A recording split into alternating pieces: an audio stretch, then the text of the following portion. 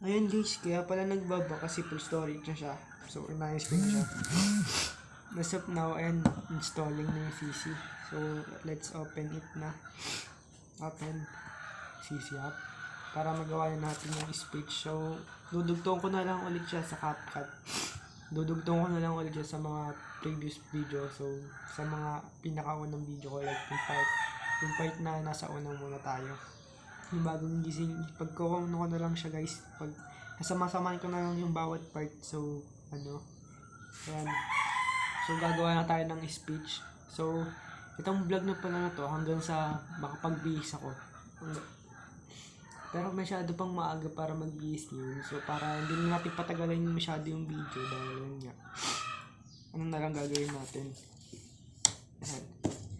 Let's, scan na rin muna to. Ayan, camera.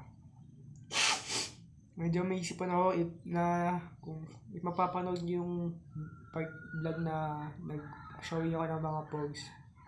Ayun, nalalaman nyo talaga may isipan ako guys.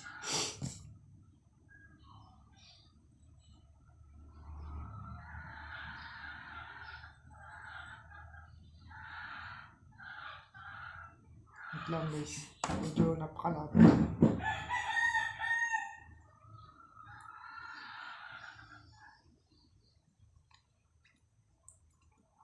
Malabo yung camera guys.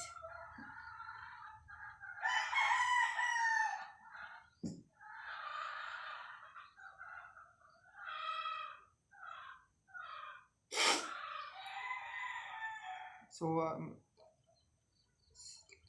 translate this on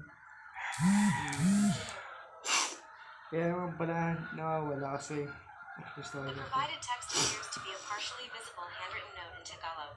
Due to the low quality and partial visibility of the image, a complete and accurate translation is not possible. However, I can offer a partial translation based on what is legible. Partial translation. Graduation speech. The rest of the text is too blurry and incomplete to translate reliably. To provide a more accurate translation, a clearer image is needed.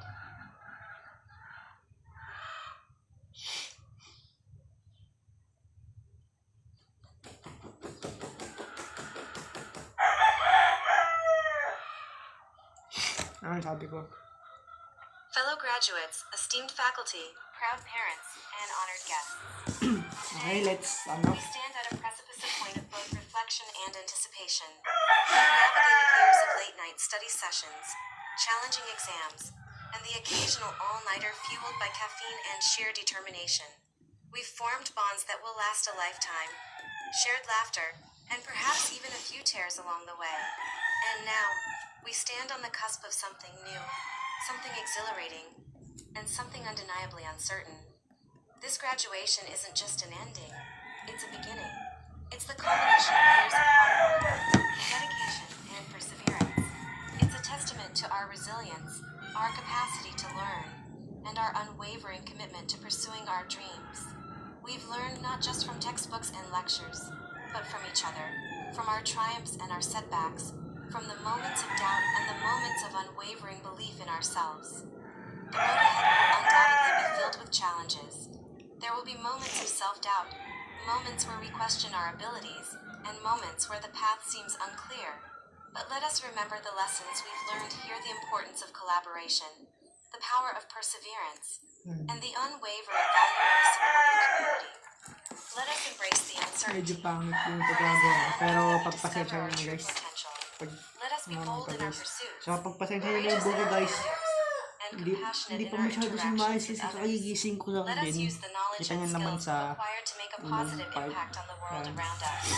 As we leave these hallowed halls, Para let us wala na siya masyadong our diploma, para hindi na siya but also masyadong the memories, the friendship, para hindi na siya masyadong like daming part. So pagkasama-samahin ko na lang siya, i-edit ko siya sa CapCut after nang matapos na ito.